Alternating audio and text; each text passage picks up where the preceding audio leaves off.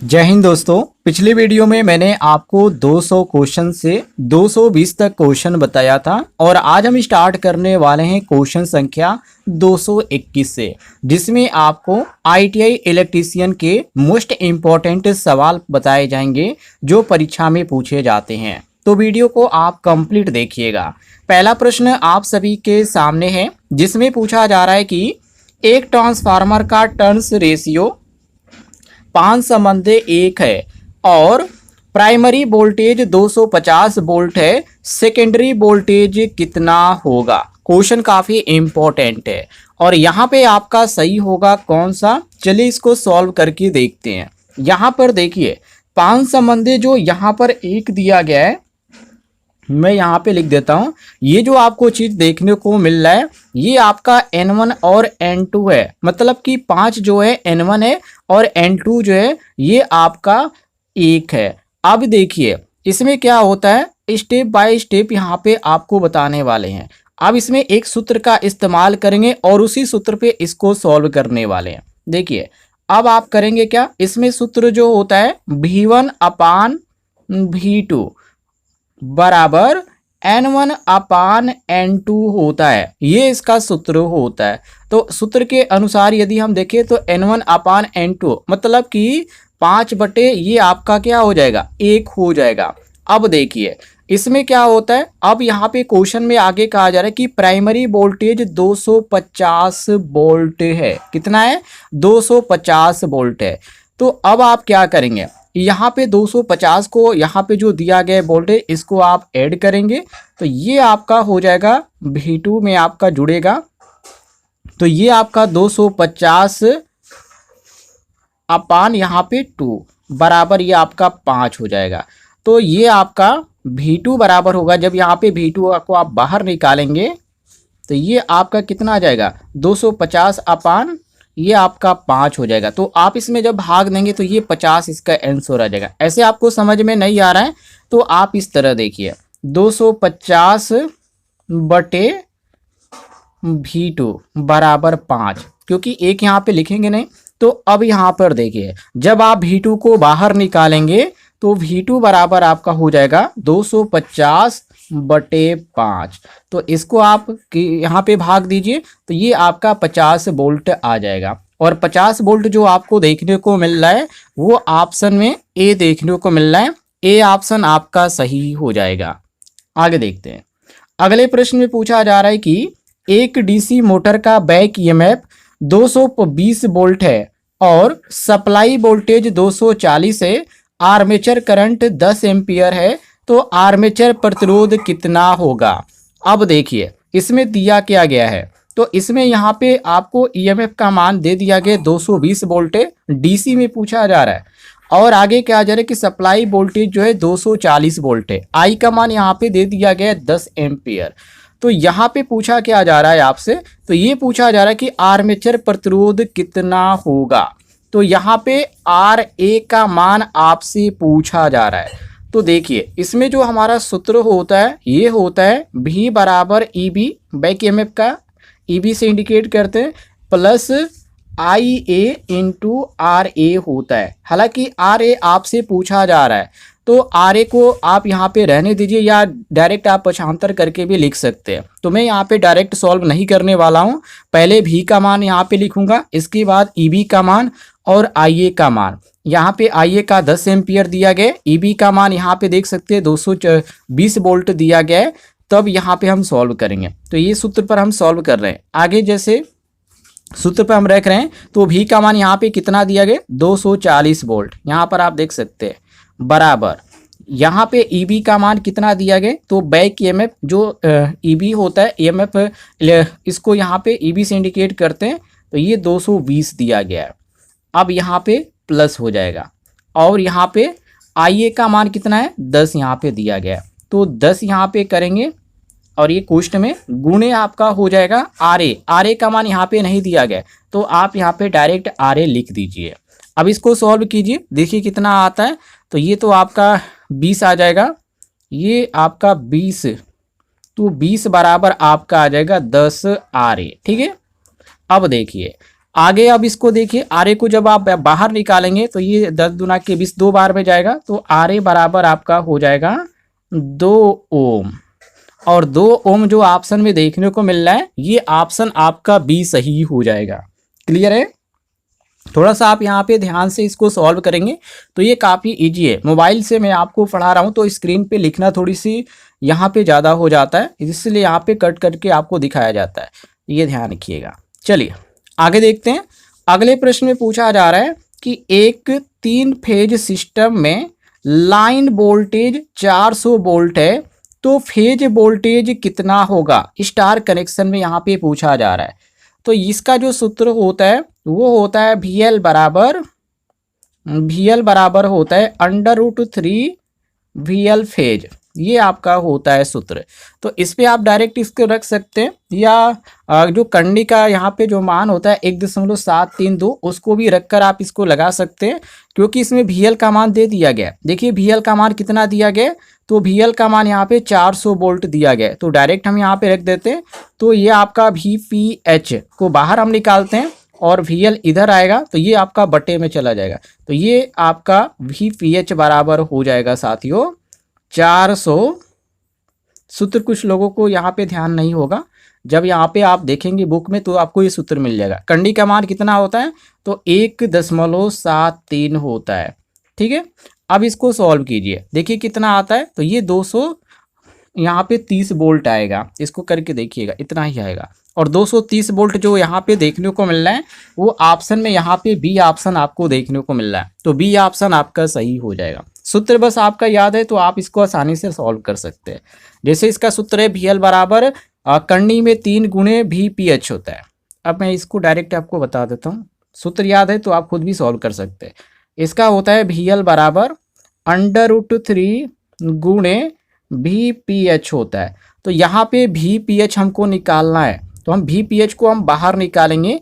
तो जब आप VPH को बाहर निकालते हैं, क्योंकि यहाँ पे आपको जो देखने को मिल रहा है VL का मान यहाँ पे दिया गया है 400 वोल्ट, तो यहाँ पे आप आगे यहाँ पे VL लिखेंगे, उसके बाद ये आपका बटे में हो जाएगा। जब पक्षांतर करेंगे बाहर निकालेंगे तो ये √3 हो जाएगा। और इसी पर मैंने सॉल्व किया है, VPH बराबर VL अपान √3। VL का मान यहाँ पे 400 वोल्ट है और √3 का मान आप जानते ही हैं 1.732। तो इसको जब सॉल्व करेंगे तो 230 वोल्ट यहाँ पे आएगा, और यही 230 वोल्ट जो दिया गया है ऑप्शन बी, ये हमारा सही हो जाएगा। इजी है, काफ़ी इजी है, आप इसको सॉल्व कर सकते हैं। चलिए अगला प्रश्न आप सभी के सामने, जिसमें पूछा जा रहा है कि एक इंडक्टर में 10 एम्पियर धारा बह रही है और इंडक्टेंस 2H है। यदि धारा 5 सेकेंड में शून्य हो जाए तो EMF कितना होगा?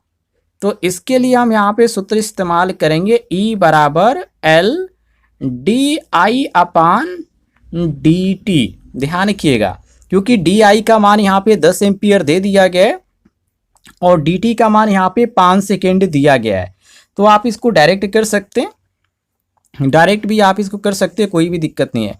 और L का मान यहाँ पे देख सकते हैं, इंडक्टेंस का मान जो दिया गया है 2H दिया गया है। तो बस यहाँ पे केवल आपको सूत्र पे रखना है, L की जगह आप यहाँ पे 2 लिखिए और DI की जगह आप यहाँ पे 10 एम्पियर लिखिए और dt की जगह आप 5 लिखिए। चलिए मैं यहाँ पे लिख देता हूँ, तो यहाँ पे आपका हो जाएगा E बराबर 2 गुणे 10/5। तो ये इसको सॉल्व कीजिए, कितना आता है, तो ये आपका आ जाएगा दोस्तों, ये आपका 4 वोल्ट आ जाएगा। और यहाँ पे जो आपको 4 वोल्ट देखने को मिलता है वो ऑप्शन ए देखने को मिलता है, ए ऑप्शन आपका सही हो जाएगा। क्लियर है? आगे देखते हैं। अगले प्रश्न में पूछा जा रहा है कि एक कैपेसिटर 10 माइक्रोफैराड का है और 200 वोल्ट से चार्ज किया गया है। इसमें संचित जो ऊर्जा होगी वो कितनी होगी? तो संचित ऊर्जा यहाँ पे निकालने के लिए कहा जा रहा है, तो इसको हम इंडिकेट करते हैं ई से, संचित ऊर्जा को। तो ई बराबर इसका सूत्र होता है 1/2 CV²।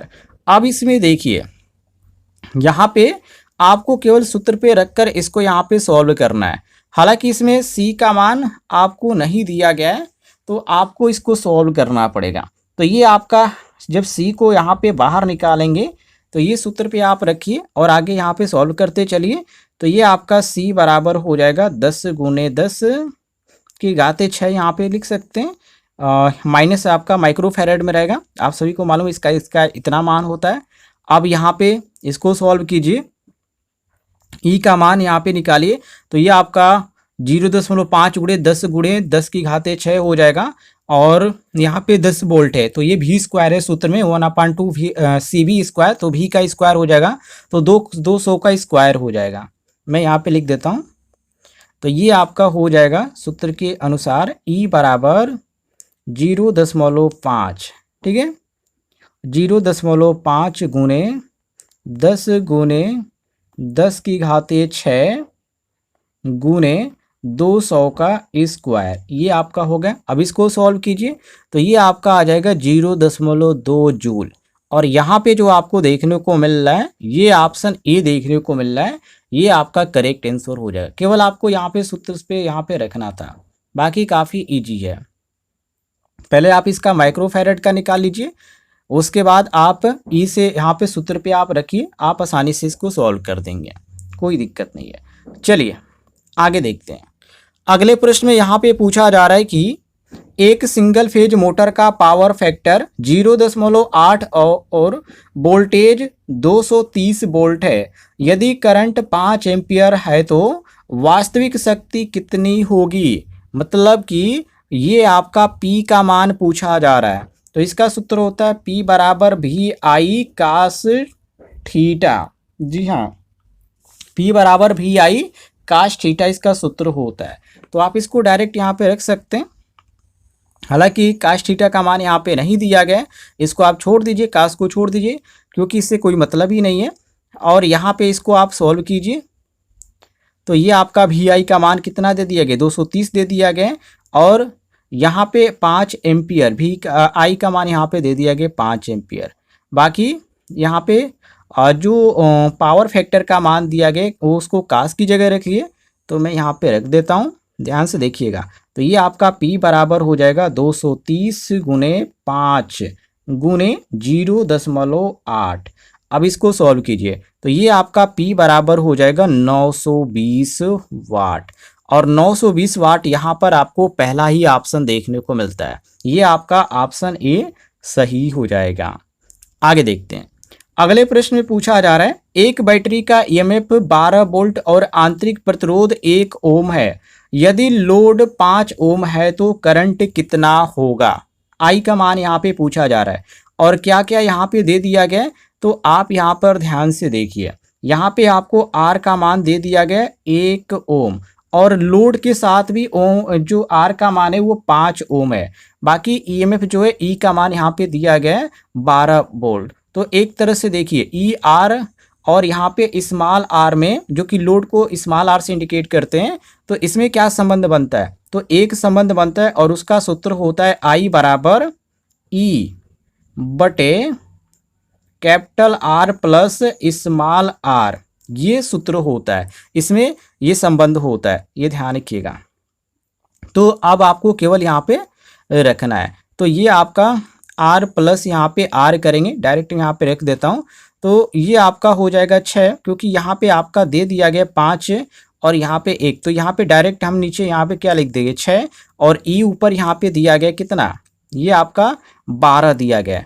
तो ये आपका 12/6 हो जाएगा। अब इसको भाग जब देंगे तो ये 2 बार में जाएगा, तो 2 एम्पियर आपका यहाँ पे ए ऑप्शन सही हो जाएगा। इजी है, केवल आपको सूत्र याद है तो आप इसको आसानी से सॉल्व कर सकते हैं। आई का मान यहाँ पे आएगा 2 एम्पियर। क्लियर है। आगे देखते हैं।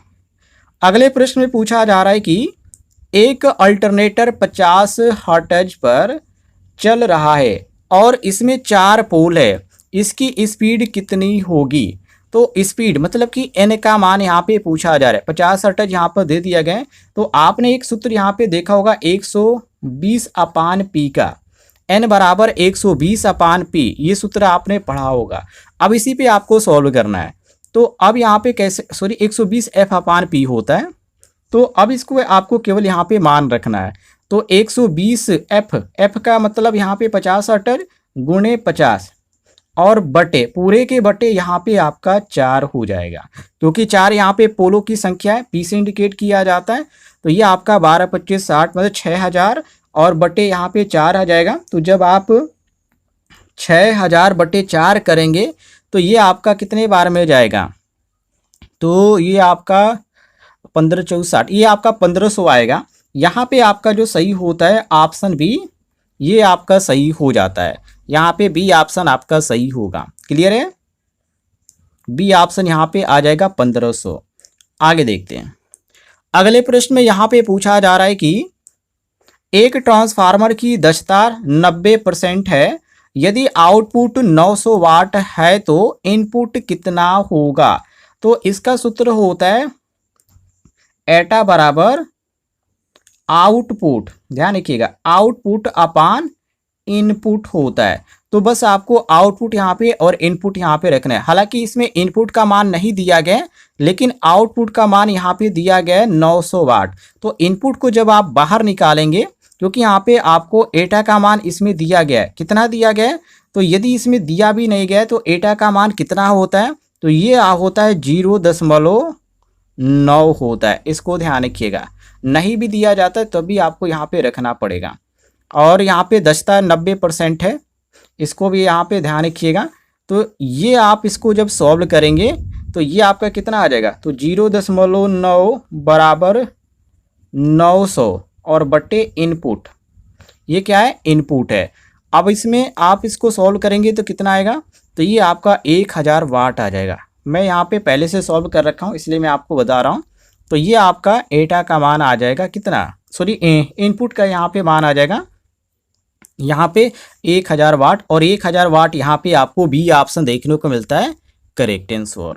आगे देखते हैं अगले प्रश्न में पूछा जा रहा है एक 3 फेज मोटर 400 वोल्ट पर 10 एम्पियर लेती है और पावर फैक्टर 0.8 है, वास्तविक शक्ति कितनी होगी। इसको सॉल्व करके आप लोग कमेंट बॉक्स में बताइएगा।